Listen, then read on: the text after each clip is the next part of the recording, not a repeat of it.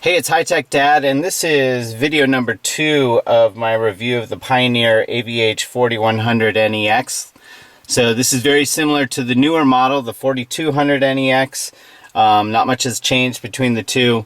But in this video, unlike the previous one, I'm going to show you some of the settings and configurations that you have with this particular dual DIN deck. And so dual DIN, that means there are 2 slots here. It takes up essentially 2 slots on the dashboard. So you have to make sure that your dashboard has space for something this big, so it's not the standard single DIN slot that you see. So let's take a look at some of the things that you can do in terms of adjusting the audio and the sound. So you can see up in the corner here there is a set of gears. That's to get to your system settings, and you can see there are a ton of system settings. So sorry about the glare on the screen here. What we're going to take a look at is adjusting the audio. So I'm clicking on the audio button. You have things like a graphic equalizer. So you click on that. I have it set to powerful. Now you can bump up the bass if you want. You can see the bass comes up.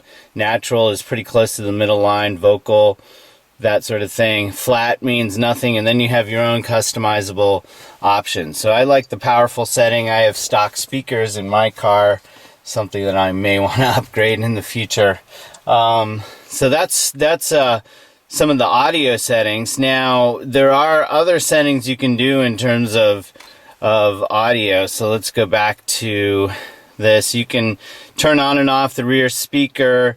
And again, on these touch screens, you can scroll down. You can change your subwoofer settings. One thing that's kind of neat is you can set your listening position.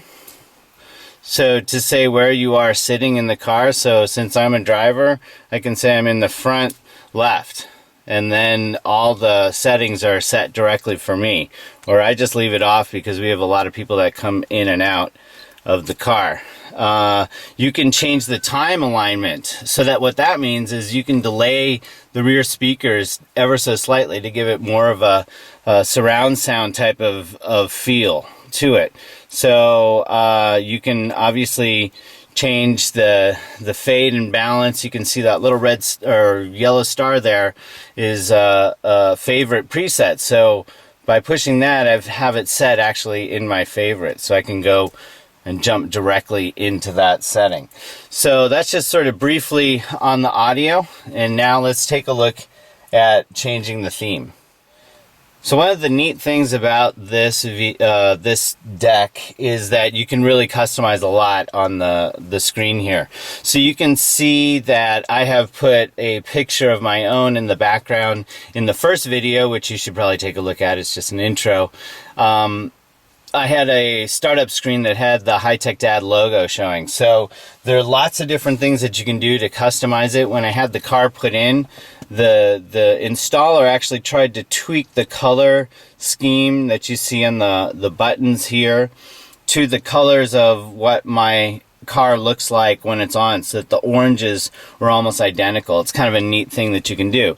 So let's take a look at the themes and that sort of thing. So background, you can obviously change it.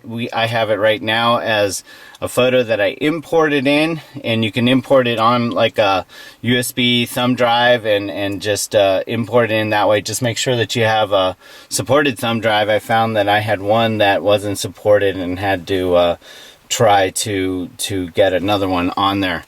You can change, how the clock displays.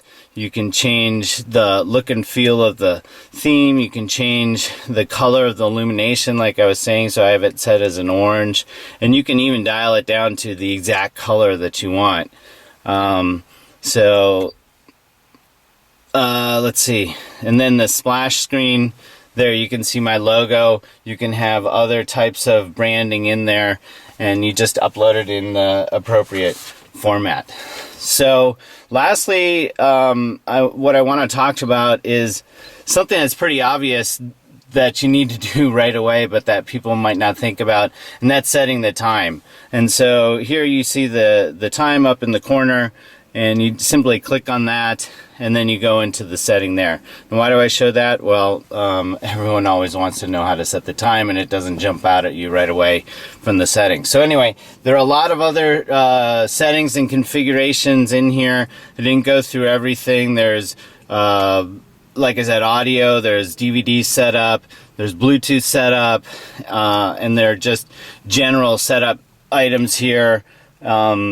A lot of stuff to go through. I'd recommend almost, if you're really interested, just downloading the manual and from the Pioneer site and taking a look at it that way. Anyway, I'm going to have another couple of videos here about this deck, so be sure to take a look at them. And if you want to read the full review, it's at www.hightechdad.com. You can ask me questions on Twitter, and I'm at HighTechDad. And be sure to like me on my Facebook page, facebook.com/HTD blog.